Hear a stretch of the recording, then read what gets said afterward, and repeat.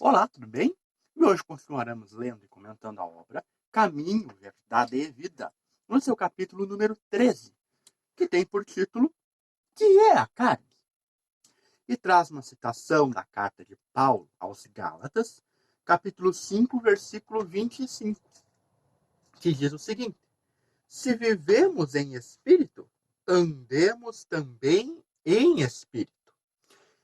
E o benfeitor Emmanuel vai começar explicando a contextualização desta passagem. Ele vai dizer o seguinte: quase sempre, quando se fala de espiritualidade, apresentam-se muitas pessoas que se queixam das exigências da carne.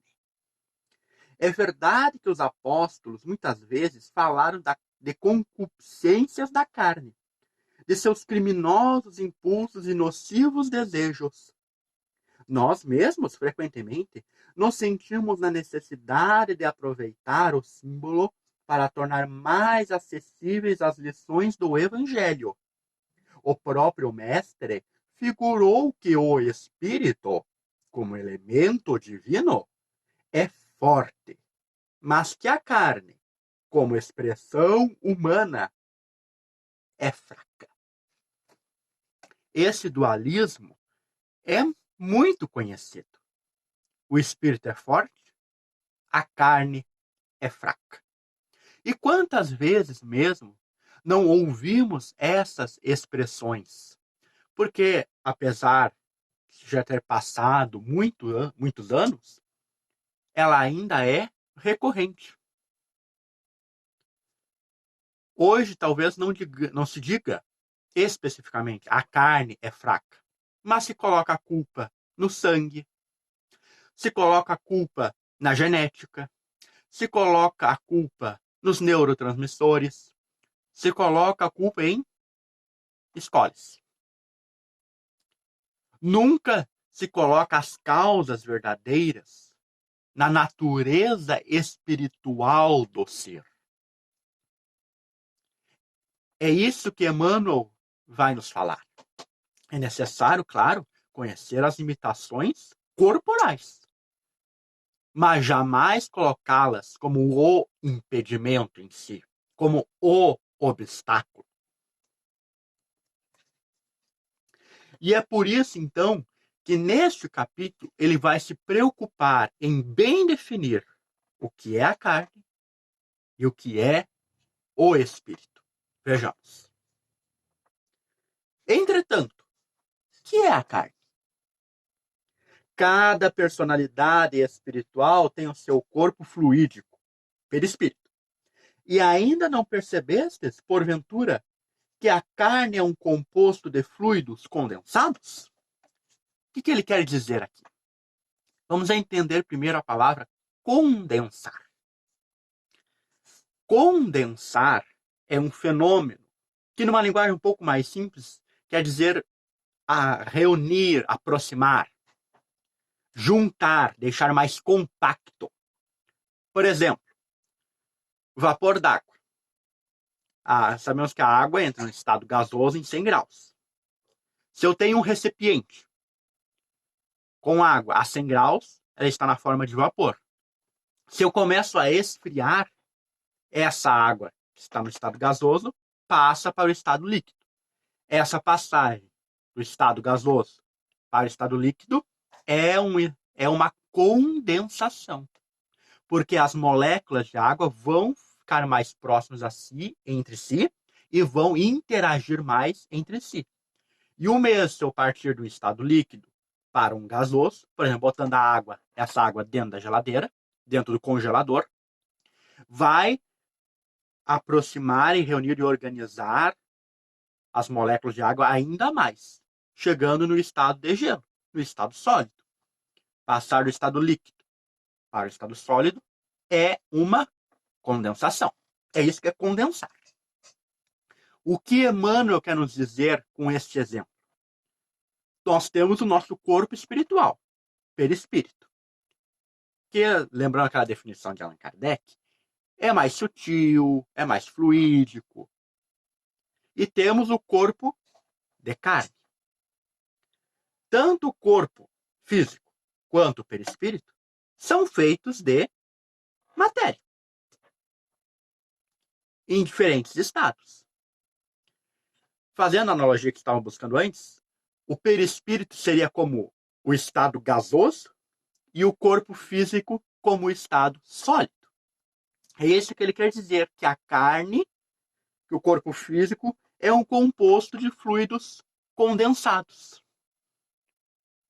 Que é como se fosse o perispírito se revestir de uma matéria bem grosseira, colocar uma armadura. É isso que é o nosso corpo físico. E ele segue.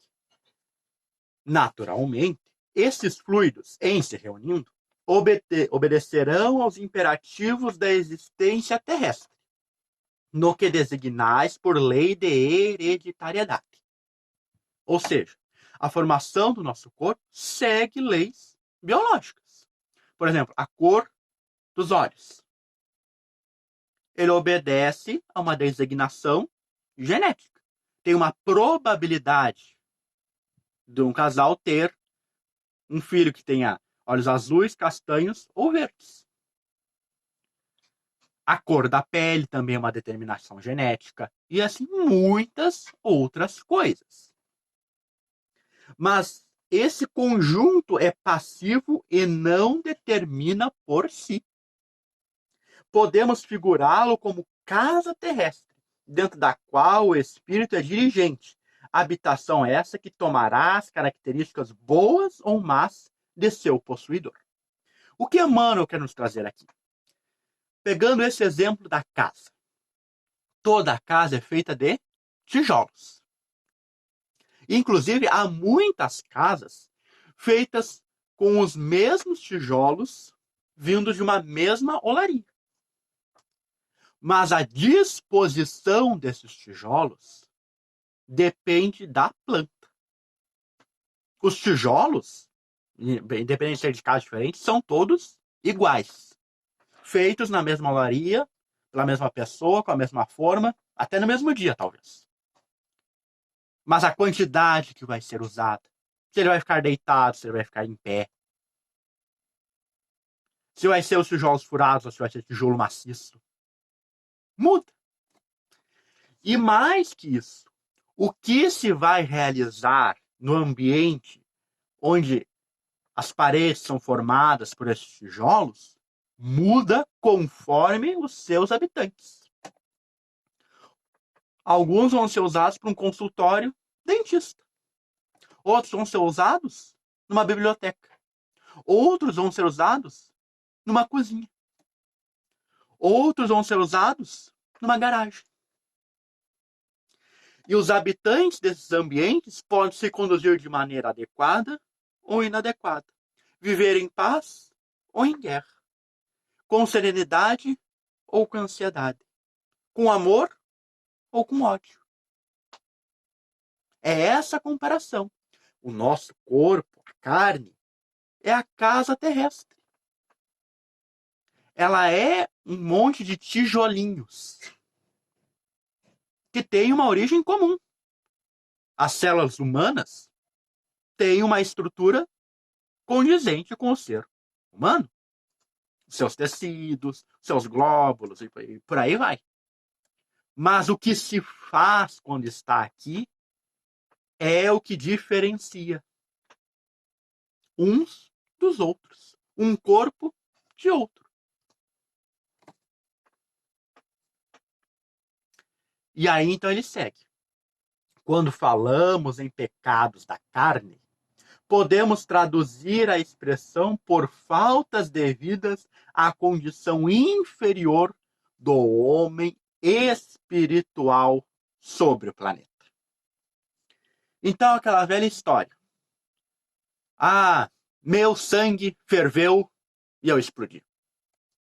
De raiva, de ódio, de rancor, de ira, do que quer que seja. O sangue ferver é apenas uma expressão para algo espiritual. Não é que do nada o sangue realmente ferveu e a pessoa ficou furiosa da vida. Não. Houve situações em que ela aprendeu, em que ela escolheu responder dessa forma, e o corpo dela reagiu de forma condizente. Por isso, quando Emmanuel aqui nos fala nos pecados da carne, eles, na verdade, são imperfeições morais do espírito, que se manifesta através do corpo físico. E ele segue.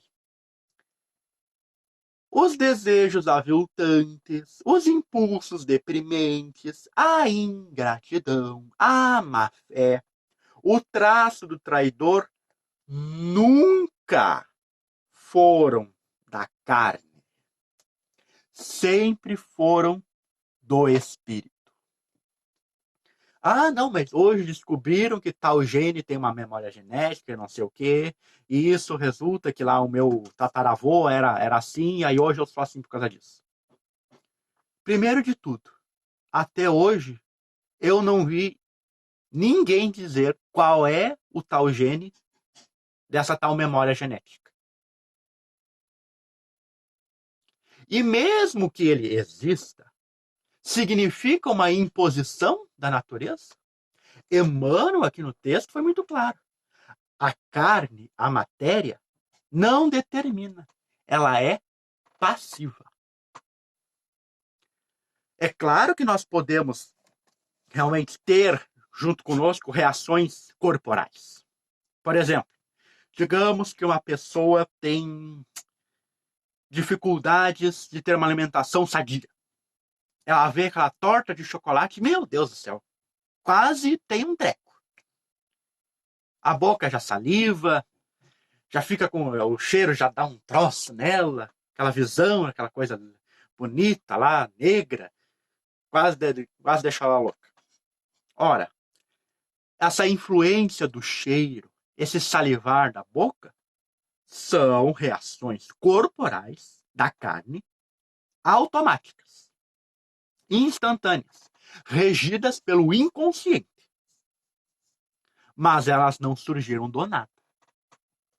Elas são o resultado de um aprendizado que a pessoa fez. Quer nesta vida, quer em outras. E que ela apenas faz com que o corpo manifeste. Então, mesmo que tenhamos reações corporais fortes, isso não significa que é algo totalmente corporal. Há sempre por trás disso as imperfeições do espírito se manifestando através do veículo da carne. E o benfeitor segue. É preciso se instale no homem a compreensão da sua necessidade de autodomínio, acordando-lhe as faculdades de disciplinador e renovador de si mesmo em Jesus Cristo. É necessário tomarmos as rédeas da nossa existência. Avaliarmos, refletirmos, pensarmos que tipo de respostas e de pessoas queremos ser. Queremos ser aquela pessoa que perante o bolo de chocolate não consegue ter outra opção se não comer ele até acabar tudo? Ou será que nós queremos ter a opção de usarmos esse alimento quando quisermos, sentindo-nos satisfeitos com um pedaço, com dois, com três, com meio pedaço? Será que queremos ser aquela pessoa que explode por qualquer coisa? Ou queremos ser a pessoa que tem outras opções perante uma ofensa, uma calúnia, algo que incomoda? É necessário tomarmos as rédeas da nossa existência e trilharmos o caminho para aquilo que realmente queremos e necessitamos. E ele encerra. Um dos maiores absurdos de alguns discípulos é atribuir ao conjunto de células passivas que servem ao homem a paternidade dos crimes e desvios da terra, quando sabemos que tudo procede do espírito. Então é isso que é a carne. É o veículo de manifestação do espírito, das suas qualidades e das suas imperfeições. Ele não determina nada. Ele é passivo, obedecendo sempre às ordens do Espírito. E basta que lembremos do caso da reencarnação de Segismundo, descrito lá na obra Missionários da Luz. Entre todo aquele processo, que obviamente não vamos comentar aqui devido ao tempo, teria que fazer um vídeo somente para isto, Segismundo escolhe reencarnar com o quê? Um problema no coração, devido às suas atitudes em outra existência. Por isso, quando ele reencarnar, ele vai moldar um corpo passivo de ter problemas cardíacos. Decisão do espírito. E para encerrarmos o nosso estudo de hoje, queremos trazer da obra O Céu e o Inferno, ou a Justiça Divina, segundo o Espiritismo, um trecho do capítulo que é o verdadeiro coração dessa obra. O capítulo número 7 da primeira parte, As Penas Futuras segundo o Espiritismo, onde Allan Kardec traz um item muito interessante, intitulado A Carne é Fraca. E entre outras considerações, ele vai dizer o seguinte: por uma consequência natural desse princípio, as disposições morais do espírito devem modificar as qualidades do sangue, dar-lhe maior ou menor atividade, provocar uma secreção mais ou menos abundante, de bílis ou outros fluidos. É assim, por exemplo, que o guloso sente chegar a saliva à boca diante de uma comida apetitosa, o bolo de que falávamos. Não é a comida que pode superexcitar o órgão do gosto, uma vez que com ele não tem contato. É, pois, o espírito, cuja sensualidade é despertada, que age pelo pensamento sobre esse órgão, ao passo que, sobre um outro, a visão dessa comida não produz nenhum efeito. É ainda pela mesma razão que uma pessoa sensível verte facilmente as lágrimas. Não é a abundância das lágrimas que dá sensibilidade ao espírito, mas é a sensibilidade do espírito que provoca a secreção abundante das lágrimas. Sob o império da sensibilidade, o organismo está apropriado para essa disposição normal do espírito, como estava apropriado a do espírito guloso. Mais à frente ele diz: excusar-se de suas faltas em razão da fraqueza da carne não é, pois, senão um subterfúgio para escapar da responsabilidade. A carne não é fraca senão porque o espírito é fraco, o que reverte a questão e deixa ao espírito a responsabilidade de todos os seus atos. A carne, que não tem nem pensamento e nem vontade, não prevalece jamais sobre o espírito, que é o ser pensante e que decide. É o espírito que dá à carne as qualidades correspondentes aos seus instintos, igual um artista imprime, em sua obra material, a marca do seu gênio. O espírito, liberto dos instintos da bestialidade, modela um corpo que não é mais um tirano para suas aspirações em direção da espiritualidade do seu ser. É então que o homem come para viver, porque viver é uma necessidade, mas não vive mais para comer. Recomendamos também a leitura de todo esse item, A Carne é Fraca, do capítulo 7 do Céu e Inferno, onde tem considerações interessantíssimas sobre esse assunto. E para ti, o que tu achava que era a carne ou o nosso corpo físico? Que uso a gente tem que dar para ele? Comenta aqui embaixo. Não se esqueça de deixar o like, compartilhar o vídeo para ajudar na divulgação. Clique aqui no botãozinho de inscrever-se e ativa o sininho para receber a notificação dos novos vídeos. E aqui também vai aparecer 2 outros vídeos do seu interesse. E eu te vejo no domingo para continuarmos lendo, comentando. Até a próxima!